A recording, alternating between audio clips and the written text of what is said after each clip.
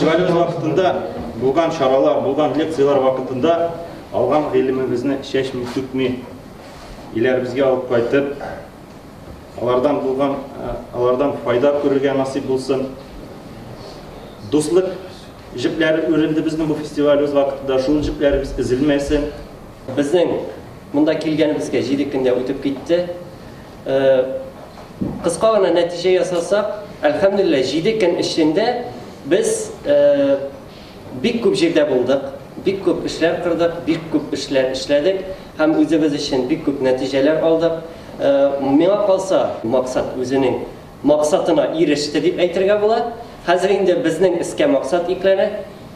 Bizning maqsadimiz shunda olgan bütün bilimlerimizni, olgan bütün ma'lumotlarimizni olib qaytib, şeşmi tukmi o'zimizning tibaklarımızga yetkirib.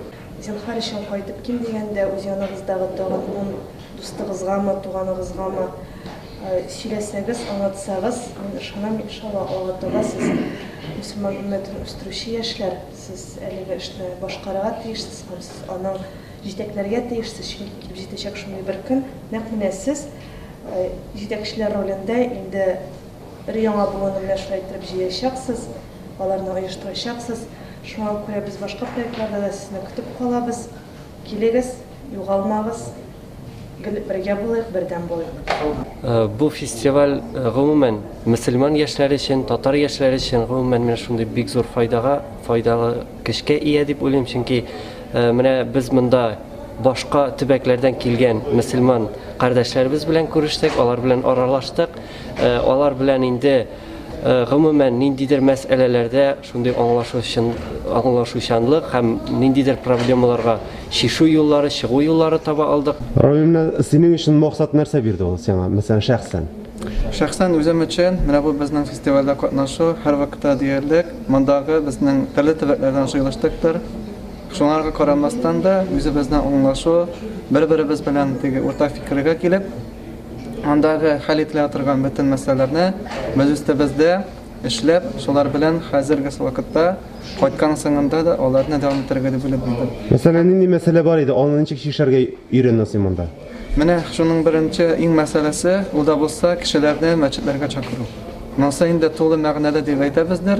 Shunga ko'ra da masjidlarga tortuv, ya'ni o'zimizning istimizda imomlar istimida bo'lsa, biz yoshlar uchun har vaqtda deylik yoshlar bilan aralashib yashashga tishimizdir. Onlarning meselelari masalan zo'r meselelerga kelganda xalq arasında bitindi, yaxshi masalan yoshlar arasında ko'proq kayf safa ko'rib bo'lsa, shundan chiqda bo'lsa, ularning vaqtlarini zoyga o'zdirmas uchun masjidlar qarshısında o'qituvlar uyushtirib, lag'irlar uyushtirib, shunda yoshlarni chaqirib, ular bilan birga ishlav zo'r bizning istimizda turgan bo'lishlarini so'raman. Mana biz bardık Çuvaşiya Respublikasına, hem indi Bulgarga da barıp qaytdık.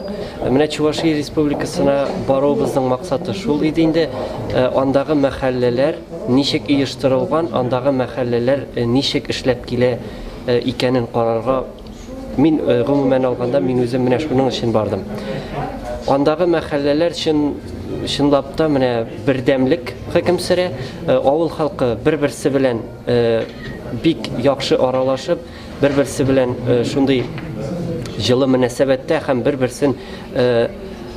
bir-birisine yordam etishib yashaylar. Shunga ko'ra ularda mana shu mahallaga yoshlarni chaqiruv degan problemani men umuman ko'ra olmadim. Chunki ularda anday problema yo'q. Mana qo'yibishda shu mahalla sistemasi o'rnashtirib bo'larmikan, necha o'ylaysan?